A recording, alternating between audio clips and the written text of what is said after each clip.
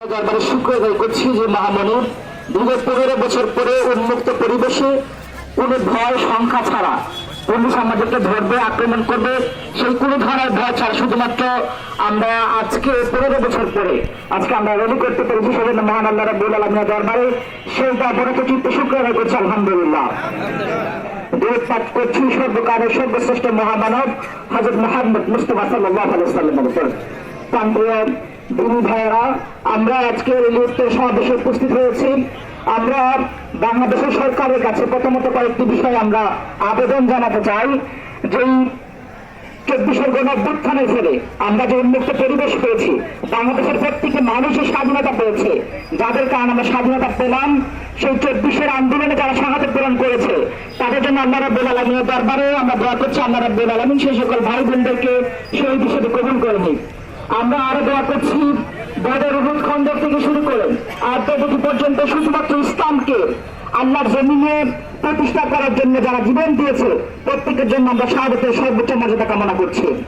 আমরা দেখেছি যে গত স্বৈরাচারের আমলে আমাদের প্রান্তীয় প্রতিষ্ঠাকালীন কেন্দ্রীয় সভাপতি মীর কাসেম আলী ভাইকে শহীদ করা হয়েছে। আমরা শহীদ কাসেম আলী ভাই থেকে শুরু করে বাংলার জমিনে যারা ইসলামী আন্দোলনকে প্রতিষ্ঠা করার জন্য যারা জীবন দিয়েছে তাদের জন্য আল্লাহ রাব্বুল আলামিন দরবারে দোয়া করছি আল্লাহ রাব্বুল আলামিন প্রত্যেককে শহীদ হিসেবে কবুল করে নিন। আমরা বর্তমান সরকারের কাছে আবেদন জানাই, 24 আন্দোলন গণঅভ্যুত্থানে তারা গণহত্যা চালিয়েছে, অতি দ্রুত সময়ের মধ্যে তার বিচার কাজ শেষ করতে হবে। বিচার কাজ শেষ করার মধ্যে দিয়ে তাদের ফাঁসি নিশ্চিত করতে হবে। কিভাবে আবেদন দ্বারা যারা আহত হয়েছে, পঙ্গুত্ব বরণ করেছে, তাদেরকে রাষ্ট্রীয় স্বীকৃতি দিতে হবে। তাদের সকল ধরনের ব্যয়ভার রাষ্ট্রকে বহন করতে হবে। একইভাবে স্বৈরাচারের দূষণরা আমাদের বাংলাদেশের প্রত্যেকটা আনাচে কানাচে রাষ্ট্রের বিভিন্ন গুরুত্বপূর্ণ দায়িত্ব এখনো রয়েছে, তাদেরকে চিহ্নিত করে অতি দ্রুত সময়ের মধ্যে তাদের বিরুদ্ধে ব্যবস্থা নিতে হবে। একইভাবে আমরা বাংলাদেশের মানুষের কাছে এটুকুন বলতে চাই যে ছাত্র শিবির ছাত্রদের নিয়ে কাজ করে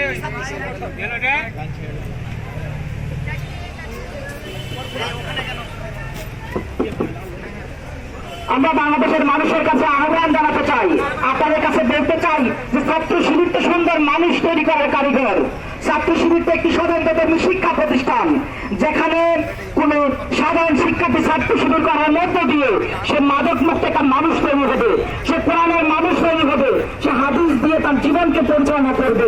আমরা দেখতে পাচ্ছি বিভিন্ন সময় রাষ্ট্রীয় সংগঠন, বিভিন্ন শিক্ষা প্রতিষ্ঠান মাদক বিরোধী পরিচালনা করে, মাদক বিরোধী সংগঠন তৈরি করে মাদকের বিরুদ্ধে যেন মানুষকে আলোচনায় নিয়ে আসা যায় সেজন্য তারা বিভিন্ন ধরনের আলোচনা তৈরি করে, বিভিন্ন সময় বিভিন্ন ধরনের কার্যক্রম পরিচালনা করে। আমরা তাদেরকে বলতে চাই, ছাত্র শিবির একমাত্র ছাত্র সংগঠন যারা বাংলাদেশকে মাদক মুক্ত করার ব্যাপারে সব থেকে বড় গুরুত্বপূর্ণ ভূমিকা পালন করে। কিভাবে আমরা দেখতে পাচ্ছি বাংলাদেশের বিভিন্ন জায়গাতে ইফটিজিং অনেক ধরনের শিকার হচ্ছে। আমরা বাংলাদেশের মানুষকে বলতে চাই, বাংলাদেশে একমাত্র আদর্শবাদী ছাত্র সংগঠন বাংলাদেশ ইসলামী ছাত্র শিবির, যাদের কর্মী সমর্থক নেতাকর্মী কেউ ইফটিজিং এর সাথে জড়িত নয়। আমরা যদি একটা মাদক মুক্ত সমাজ তৈরি করতে চাই, আমরা যদি একটা ইফটিজিং মুক্ত সমাজ তৈরি করতে চাই, তাহলে আমাদেরকে ছাত্র শিবিরের সাথে আপনাদের সন্তানদেরকে দিতে হবে। তাহলে এর মধ্য দিয়ে আমরা একটা নিরাপদ বাংলাদেশ তৈরি করতে পারবো।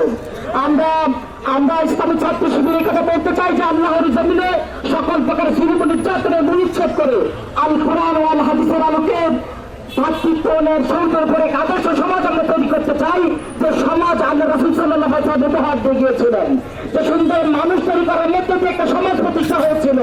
আমরা সেই সুন্দর সমাজ, সেই সুন্দর বাংলাদেশ আমরা তৈরি করতে চাই ছাত্র শিবিরের জনশক্তিবাদের মধ্যে দিয়ে।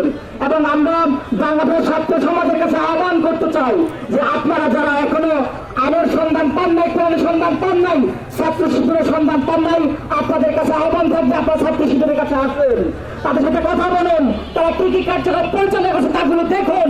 তারপর যদি আপনাদের কাছে ভালো মনে হয় তাহলে আপনারা ছাত্র শিবির করুন। আমরা অভিভাবকদেরকে বলতে চাই, আপনারা ছাত্র শিবির সম্পর্কে জানেন, যদি মনে হয় আপনার সন্তানকে আপনার সোনার মানুষ তৈরি করতে পারবে, তাহলে আপনার সন্তানদেরকে ছাত্র শিবিরে নিয়ে এসে ভর্তি করে দিন। ছাত্র শিবির আপনার সন্তানের দায়িত্ব নেবেন।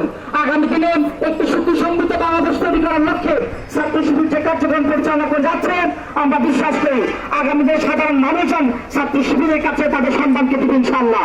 একইভাবে আপনারা দেখতে পাচ্ছেন যে অন্যান্য ছাত্র সংগঠন যেখানে 10% রাজনীতি নিয়ে ব্যস্ত, সেখানে ছাত্র শিবির সায়েন্সেস নিয়ে ব্যস্ত রয়েছে। অন্য ছাত্র সংগঠনগুলো যেখানে চাঁদাবাজি টেন্ডারবাজি নিয়ে ব্যস্ত আছে, সেখানে ছাত্র শিবির জুলাই অভ্যুত্থানের ছাত্রদের যে রক্ত বিজড়িত যে স্মৃতি রেখে গিয়েছে, সেই স্মৃতি নিয়ে মানুষের কাছে পৌঁছে যাচ্ছে। শহীদদের কাছে শহীদদেরকে নিয়ে স্মারক তৈরি করছি আমরা শহীদদের প্রত্যেকটা খবরকে জিয়ারত করার মধ্যে দিয়ে প্রত্যেকটা শহীদের পরিবারের কাছে গিয়ে আমরা শোনার চেষ্টা করছি যে আপনারা কেমন বাংলাদেশ চান, আর সেই সুন্দর বাংলাদেশ তৈরি করার লক্ষ্যে ছাত্র শিবির এগিয়ে যাচ্ছে। আশা করছি আগামী দিনের মানুষজন, আগামী দিনের ছাত্র সমাজ ছাত্র শিবির হিসেবে থাকবে ইনশাআল্লাহ। একইভাবে আমরা বর্তমান সরকারের কাছে আবেদন জানাতে চাই, ঢাকা বিশ্ববিদ্যালয়ের প্রথম কেন্দ্রীয় সভাপতি এটিএম আজহার ভাইকে দ্রুত সময়ের মধ্যে মুক্তি দিতে হবে। আমরা সরকারের কাছে এই আহ্বানটুকু রাখতে চাই, যত দ্রুত সম্ভব সকল কার্যক্রম সম্পন্ন করে এটিএম আজহার ভাইকে আমাদের সামনে মুক্তি দিয়ে আমাদের সামনে নিয়ে আসার ব্যবস্থা করুন। প্রিয় শিক্ষার্থী ভাইরান, আমরা আগামী দিনে সুন্দর বাংলাদেশ গড়ার স্বপ্নকে সাথে নিয়ে, আমরা আগামী দিনে একটি সুন্দর বাংলাদেশ গড়ার লক্ষ্যকে সামনে নিয়ে আমরা সকল ছাত্র শিবির ভাইরা কাজ করব। আমরা আমাদের চরিত্রকে মানুষের সামনে এমনভাবে উপস্থাপন করব, সেই চরিত্র যেন সবার কাছে ঈর্ষণীয় হয়, তারা যেন তাদের সন্তানদেরকে ছাত্র শিবিরের কাছে দিতে বাধ্য হয়। আমরা আগামী দিনে সুন্দর বাংলাদেশ গড়ার লক্ষ্যে আমরা কাজ করে যাব। যারা আজকে উপস্থিত হয়েছেন প্রত্যেককে ধন্যবাদ, এবং আমরা রব্বুল আলামিন তাদের আপনাদের জন্য দোয়া করে আজ আমার কথা শেষ করছি। সুবহানাকাল্লাহুম্মা ওয়া বিহামদিকা আশহাদু আল্লা ইলাহা ইল্লা আনতা আস্তাগফিরুকা ওয়া আতুবু ইলাইক। আসসালামু আলাইকুম ওয়া রাহমাতুল্লাহ।